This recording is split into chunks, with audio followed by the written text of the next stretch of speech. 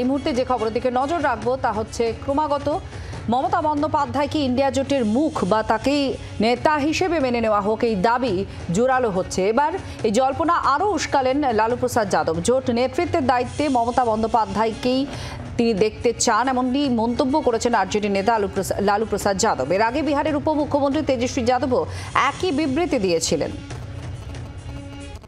India জোটের মুখ কে আর তা নিয়ে এখনো পর্যন্ত যে সমস্ত অকংগ্রেসি দল রয়েছে ইন্ডিয়া জোটের মধ্যে তারা সকলেই প্রায় বলা যায় মুখ্যমন্ত্রী আমাদের রাজ্যের মুখ্যমন্ত্রী অর্থাৎ তৃণমূল কংগ্রেস নেত্রী মমতা বন্দ্যোপাধ্যায়কেই লিডার হিসেবে দেখতে চান। তিনি লিড করুক ইন্ডিয়া জোটকে, তিনি মুখ হন ইন্ডিয়া জোটের, এমন দাবি সিংহভাগ অংশ থেকেই উঠে আসছে।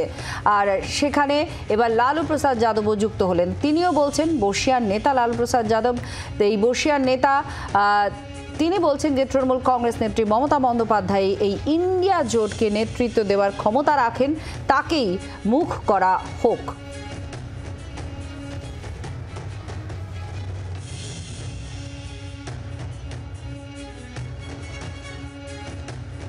को जो दिया जाए हाँ दे दे, नेतृत्व ममता जी को जो दिया जाए हाँ दे दे, नेतृत्व ममता जी को जो दिया जाए हाँ दे दे, नेतृत्व ममता जी को जो दिया जाए हाँ दे दे, नेतृत्व ममता जी को जो दिया जाए। রাজীব চক্রবর্তী এই মুহূর্তে আমাদের প্রতিনিধি আমাদের সঙ্গে আছেন। এই বিষয়টা নিয়ে আমরা একটু জানার চেষ্টা করব।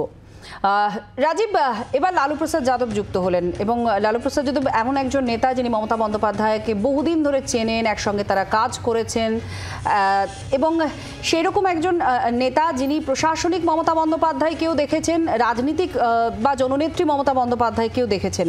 তিনি এবার বলছেন যে ইন্ডিয়া জোটের মুখ বা লিডার হিসেবে মমতা বন্দ্যোপাধ্যায়কেই তিনি দেখতে চান বা সেটাই করা হোক। এই দাবি কতটা গুরুত্বপূর্ণ হয়ে ওঠে যখন লালু প্রসাদ যাদবের মতো নেতা এই দাবি করেন?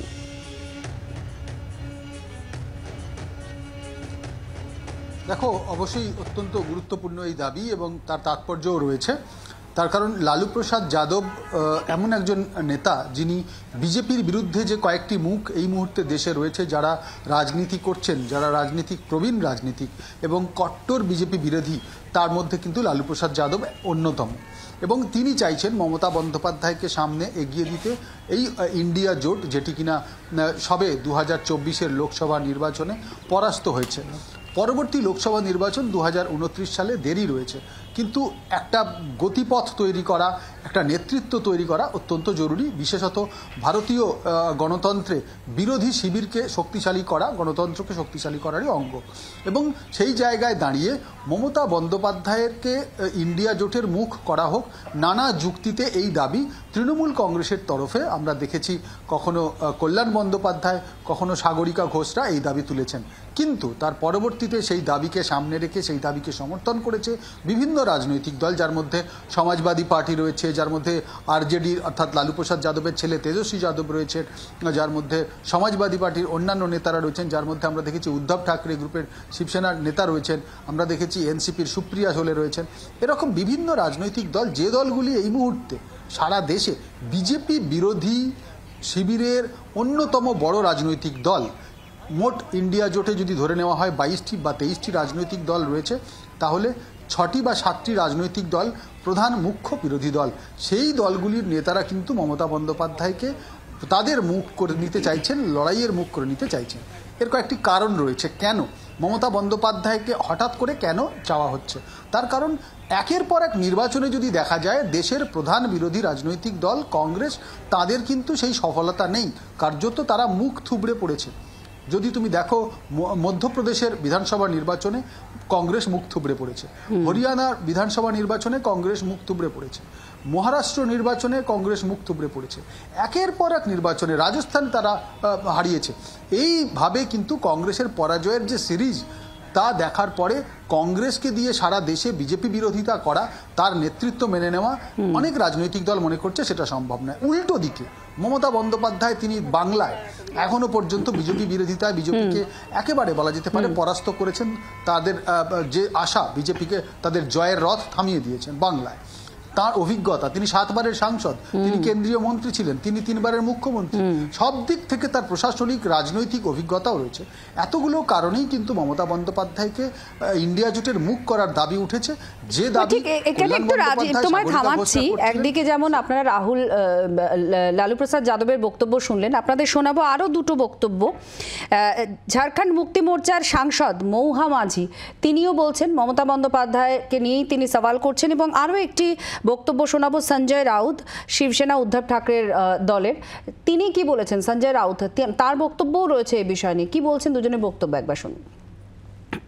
पार्टी की तरफ से अभी कोई ऑफिशियल स्टेटमेंट नहीं आया है, तो अभी मैं इस पर फिलहाल कुछ बोल नहीं पाऊंगी। सभी पार्टीज की अपनी अपनी राय होती है, फिर आपस में मिल बैठ के जब मीटिंग होगी उसमें सर्वसम्मति से जो भी होगा वो हमारी पार्टी को स्वीकार होगा। इंडिया ब्लॉक में सिर्फ कांग्रेस पार्टी नहीं है, कांग्रेस पार्टी वरिष्ठ पार्टी है, बड़ी पार्टी है। राहुल जी हो चाहे खड़गे साहब हो, कांग्रेस एक राष्ट्रीय पार्टी होने के नाते और कांग्रेस के पास पार्लियामेंट में ज़्यादा सांसद चुनकर आए हैं, ये अगर सही है, फिर भी अगर देश में इंडिया ब्लॉक का फिर एक बार हमको ताकत खड़ी करनी है तो सबको एक साथ बैठकर इंडिया ब्लॉक के लीडरशिप के बारे में जो समय दे सके, इंडिया ब्लॉक के काम को देश भर में, उस बारे में नेतृत्व के बारे में चर्चा करने की हमारी सबकी इच्छा है। चाहे शरद पवार जी हो, चाहे ममता जी हो, लालू जी, अखिलेश जी, उद्धव ठाकरे साहब, शायद नवीन पटनायक भी उसमें आ सकते हैं। हम सब बात करेंगे, चर्चा चल रही है, आपस में एक दूसरे के साथ संपर्क चल रहा है।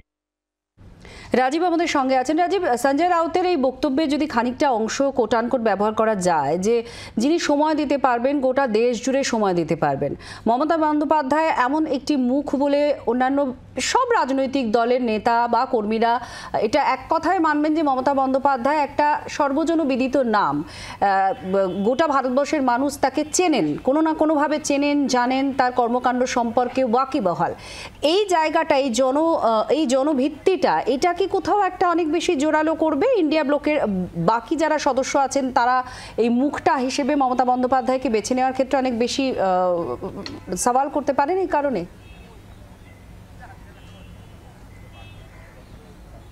দেখো, একটা বিষয় স্পষ্ট হয়ে গিয়েছে যে এই মুহূর্তে যে আলোচনা শুরু হয়েছে, যে খবর আমরা দেখাচ্ছি, মমতা বন্দ্যোপাধ্যায় কালকেই ইন্ডিয়া জোটের নেতা হয়ে যাবেন বা নেত্রী হয়ে যাবেন তা কিন্তু নয়, বা ইন্ডিয়া জোটের রাহুল গান্ধী বা কংগ্রেসকে পরাস্ত করে তৃণমূল কংগ্রেস নেতৃত্ব দেবে এই বিষয়টা নয়। কিন্তু একটা বড় রাজনৈতিক যে গুরুত্বপূর্ণ ঘটনা ঘটেছে তা হলো ইন্ডিয়া জোটের নেতারা সওয়াল করছেন তাদের নিজেদের মধ্যে বসে নেতা ঠিক করা উচিত, নেত্রী ঠিক করা উচিত। এই জায়গাটাই কিন্তু অত্যন্ত জরুরি। তার কারণ একটা ধরে নেওয়া হয়, একটা টেকেন ফর গ্রান্টেড হয় যে কংগ্রেসই নেতৃত্ব দেবে ইন্ডিয়া জোটে, কারণ তারা দেশের প্রধান বিরোধী দল। এই জায়গায় কিন্তু চর্চা শুরু হয়েছে, আলোচনা শুরু হয়েছে। আর আমরা যাদের বক্তব্য শুনলাম, যে রাজনৈতিক দল ঝাড়খণ্ড মুক্তি মোর্চা, তাদের হেমন্ত সোরেন মুখ্যমন্ত্রী হয়েছেন 4র্থবারের জন্য, কিন্তু তিনিও মমতা বন্দ্যোপাধ্যায়ের পরামর্শ নেন এবং প্রায়শই নিয়ে থাকেন। অরবিন্দ কেজরিওয়াল, তিনি আম আদমি পার্টি চালান, তিনিও মমতা বন্দ্যোপাধ্যায়ের পরামর্শ নিয়ে চলেন। আমরা জানি অখিলেশ যাদব, তিনি মমতা বন্দ্যোপাধ্যায়ের পরামর্শ নেন, তেজস্বী যাদব পরামর্শ নেন। অতএব গ্রহণযোগ্যতার প্রশ্নে একটা চর্চা শুরু হয়েছে, আলোচনা শুরু হয়েছে, যেখানে মমতা বন্দ্যোপাধ্যায়ের কথাটা ভেবে দেখা উচিত। তার কারণ তার মতো এই মুহূর্তে বিজেপির বিরুদ্ধে আন্দোলন করার মতো কোনো নেতা বা নেত্রী সারা দেশে রয়েছে কিনা সেই নিয়ে চর্চা করা উচিত। আমরা উদ্ধব ঠাকরে গ্রুপের সঞ্জয় রাউতের যে বক্তব্য শুনলাম, অত্যন্ত তিনি ঠিক বলেছেন যে কংগ্রেস বড় দল, কংগ্রেসের অনেক হাতে ক্ষমতা রয়েছে, কংগ্রেস লোকসভায় প্রধান বিরোধী দল, কিন্তু যদি মমতা বন্দ্যোপাধ্যায়ের কথা ভাবতে হয় তাহলে সে কথা কিন্তু গুরুত্ব দেওয়া উচিত। কারণ আঞ্চলিক দলগুলিকে ছাড়া কংগ্রেসের একার পক্ষে এই মুহূর্তে বিজেপির বিরুদ্ধে লড়াই করা এবং সেই লড়াইয়ে একটা জায়গা করা কিন্তু অসম্ভব। আর সেই জায়গা থেকেই মমতা বন্দ্যোপাধ্যায়ের নাম আসছে এবং তৃণমূল নেত্রী মমতা বন্দ্যোপাধ্যায়ের গ্রহণযোগ্যতা থেকে শুরু করে তার অভিজ্ঞতা সবটাই কিন্তু আলোচনার স্তরে এসে গিয়েছে। জাতীয় স্তরে দিল্লিতে এবং রাজধানীতে ছাড়াও জাতীয় সর্বভারতীয় রাজনীতিতে এই বিষয়টি কিন্তু এখন এখন চর্চার কেন্দ্রবিন্দুতে এসে একেবারে গিয়েছে সেটা যে ইন্ডিয়া স্পষ্টই ব্লকের হচ্ছে, উচিত প্রত্যেকদিনই একটা বৈঠক করে সওয়াল তাদের উঠছে এই নেতাকে- বিষয় নিয়ে। রাজীব, তুমি সঙ্গে থাকো। আর তৃণমূল কংগ্রেসের অন্দর থেকে ঠিক এই বিষয়টা নিয়ে আগেই তারা তুলে ধরেছেন যে মমতা বন্দ্যোপাধ্যায় মুখ ইন্ডিয়া ব্লকের, এই বিষয়টায় কে তারা জোর দিয়েছেন। সাগরিকা ঘোষ রাজ্যসভার সাংসদ তৃণমূল কংগ্রেসের এবং লোকসভার সাংসদ কল্যাণ বন্দ্যোপাধ্যায়, দুজনের বক্তব্য আজকে ঠিক কি বলেছেন তারা শুনুন। Mr. Sharad Pawar, leader of the NCP, Mr. Lalu Yadav, leader of the RJD, have all called for Bengal Chief Minister Mamata Banerjee to take a leadership role of the India Alliance. And our strike rate against the BJP is 70%. Every time we go up against the BJP, our strike rate is 70%. Given her experience, her long experience in administration, her long experience in political struggle, her spirit, her bravery, her courage, her commitment, given all of this, we believe that Ms. Mamata Banerjee there can be no better person than Ms. Mamata Banerjee to lead the India Alliance at the national level. Congress को समझना चाहिए कि कांग्रेस का leadership में India alliance fail हो गया।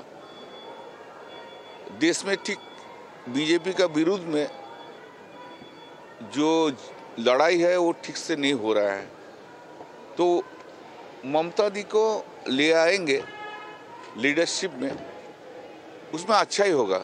ऐसा कोई बात नहीं है कि कोई प्राइम मिनिस्टर होगा, ऐसा कोई बात नहीं, लेकिन ये लड़ाई को एक लीडर चाहिए नेतृत्व देने के लिए।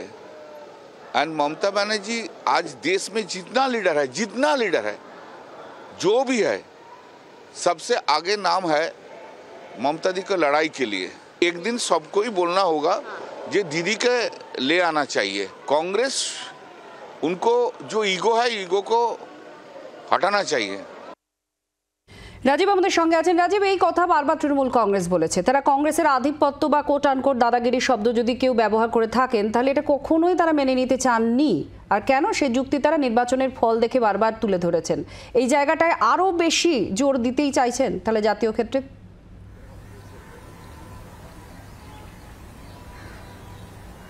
দেখো, এই বিষয়টাই আমি বারবার বলছিলাম যে তৃণমূল কংগ্রেসের কল্যাণ বন্দ্যোপাধ্যায় বা সাগরিকা ঘোষ, তারা তৃণমূল কংগ্রেস করেন, একজন লোকসভার সাংসদ, একজন রাজ্যসভার সাংসদ, তারা তৃণমূল কংগ্রেসের কাছে দায়বদ্ধ, তারা তাদের নেত্রীকে জাতীয় স্তরে দেখতে চাইবেন, এর মধ্যে অন্যায় কিছু নেই।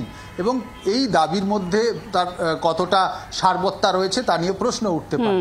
কিন্তু যখন জাতীয় স্তরে অন্যান্য রাজনৈতিক দলগুলি তারা এই প্রশ্ন তোলে, যখন তারা বলেন যে একটা বৈঠক করা উচিত এবং ইন্ডিয়া ব্লকের উচিত এখন নেতা ঠিক করা যারা প্রকৃত বিজেপির বিরুদ্ধে লড়াই করতে পারবে এবং সেই লড়াইয়ে বিজেপিকে পরাস্ত করা যাবে, একটা হাতে সময় রয়েছে 2024 থেকে 2029 পর্যন্ত, এবং বিজেপি সরকারকে বিরোধীদের হাতে যে অস্ত্রগুলি রয়েছে সেই অস্ত্রগুলিকে ঠিকঠাক ব্যবহার করা, সেই জায়গায় দাঁড়িয়ে কিন্তু একটা চর্চার জায়গায় আসছে। এবং নেতা বেছে নেওয়ার ক্ষেত্রে মমতা বন্দ্যোপাধ্যায়ের থেকে যোগ্য নেত্রী এই মুহূর্তে ইন্ডিয়া ব্লকে আর কেউ নেই, এমন দাবিও উঠছে এবং সেটা ভেবে দেখা দরকার। একেবারে অনেক ধন্যবাদ আমাদের সঙ্গে রাজীব থাকার জন্য। ধন্যবাদ। এই মুহূর্তে আপনাদের শোনাবো যে দুটো বক্তব্য। শুভেন্দু অধিকারী, বিজেপি বিধায়ক, রাজ্যের বিরোধী দলনেতা, তিনি কি বলেছেন এই প্রসঙ্গে, এবং বিজেপি সাংসদ শান্তনু ঠাকুর তিনিই বা কি বলেছেন শুনুন। গোচারা খেয়ে জেল খেটেছেন, আর এখানে গরু পাচার করে ওনার লোকেরা অনেকে জেলে, আর ওনার ভাইপো জেলে যাওয়ার অপেক্ষা। ममता बनर्जी अगर भारत को सुरक्षा देने के लिए उनको नेता बनाया जाएगा तो जो हम लोग झेल रहे हैं पश्चिम बंगाल में वही पूरा भारतवर्ष झेलेगा आगे जाके। हम लोग तो जानते हैं, वैसे हम लोग राजी हैं अगर भारतवर्ष के लोग झेलना चाहते हैं पश्चिम बंगाल में जो हो रहा है तो अच्छा है। लालू प्रसाद जी जो बोले हैं तो अच्छा है। এখন একটা বিরতি নিচ্ছি, দেখতে থাকুন জি 24 ঘন্টা।